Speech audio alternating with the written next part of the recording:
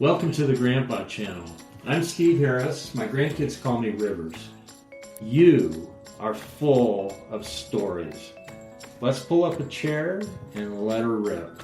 Your stories are the magic elixir to help your grandkids navigate Mr. Toad's wild ride of life. Let's Grandpa. Hello, my friends, fellow grandpas. Grandpas of the world unite. I have a few things on my mind that I'd like to share with you. One of my favorite authors is a guy by the name of Greg Boyle. He is an American Catholic priest of the Jesuit order, and he also is the founder and director of the world's largest gang intervention and rehabilitation place in the entire world. And he wrote a book that's one of my favorite books. As you can see, it's pretty well marked up, called Tattoos on the Heart. And it's a wonderful book. There's a wonderful couple of lines from a poem from the English mystic and poet William Blake. He said, "We are put on earth for a little space that we might learn to bear the beams of love." And I think what Blake was trying to say, maybe in a couple of different ways, is that we, grandpas, are supposed to be carriers of God's love to some of his children, including our grandchildren or anybody else that we happen to be grandpaing. And I love that thought and that idea.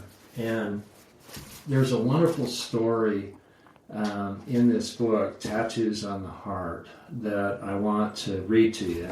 I have to read to you in the voice of Greg Boyle, who, by the way, is one of my heroes. And so anyway, let me give you a little bit of background. So Greg Boyle, I believe, is 71 years old. He's not much older than I am.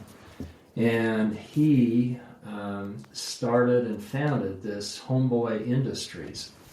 And this book tells lots of stories about his interactions with all of these people that come through Homeboy Industry. Let me tell you a story, and I'll read part of it from this wonderful book, Tattoos on the Heart. I'll give you a little bit of background. There is Jovan and Pedro. They're two brothers who come from horrific family situations. No mother, no father, and if there is, it's just violence and abuse, just up to the gills. Both of them become involved in gangs, and both of them become heavily involved with drugs and become addicted to drugs. Pedro, who's the older one of the two, is in and out of drug rehabilitation programs. And at the time that this story happened, he was going through a drug rehabilitation program. Well, his brother, Jovan, was not doing very well. And the pressures and terrible situations he lived in, plus he couldn't shake the drugs. And so he took the very drastic step of killing himself. So Father Boyle, and he's known as G, by the way, to everybody at Homeboy Industries. So G had to give Pedro a call and say, "Listen, the funeral, your brother died, and the funeral is day after tomorrow.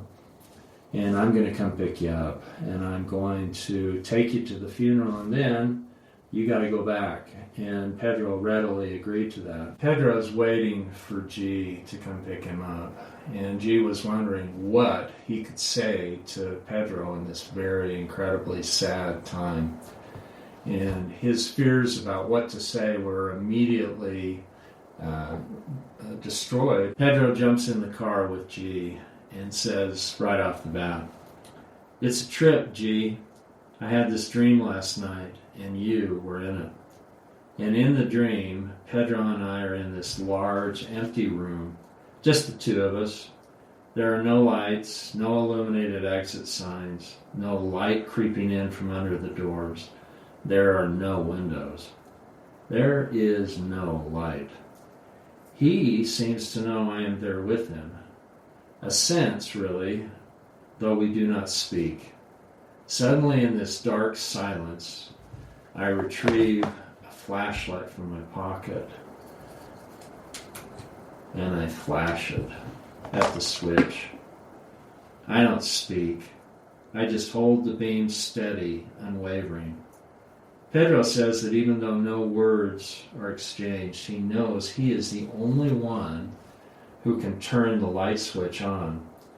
He thanks me for happening to have a flashlight. He makes his way to the switch, following the beam with I suppose, some trepidation. He arrives at the switch, takes a deep breath, and flips it on. The room is flooded with light. He, Pedro, is now sobbing at this point in the telling of the dream.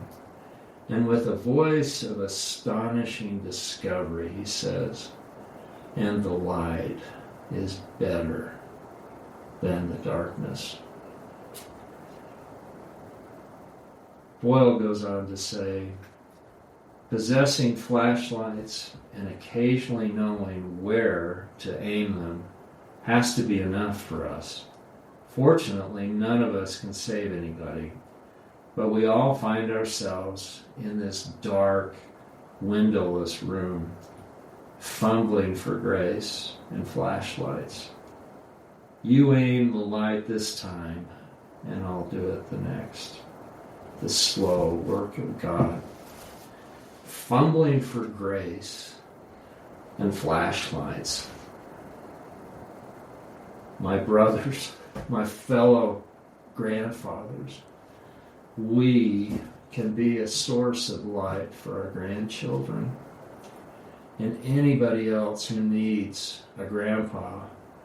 And I would hope that we would be always equipped with that flashlight with our grandchildren, and that we would be wonderful bearers, bearing the beams of love, the love of God to our grandchildren. This is Rivers from the Grandpa Channel, signing off. Bear those beams of love. That's it for today's episode of the Grandpa Channel. Until next time, keep the mic hot, the memories fresh, and the jokes just slightly inappropriate. I'm out of here. I gotta go take a nap.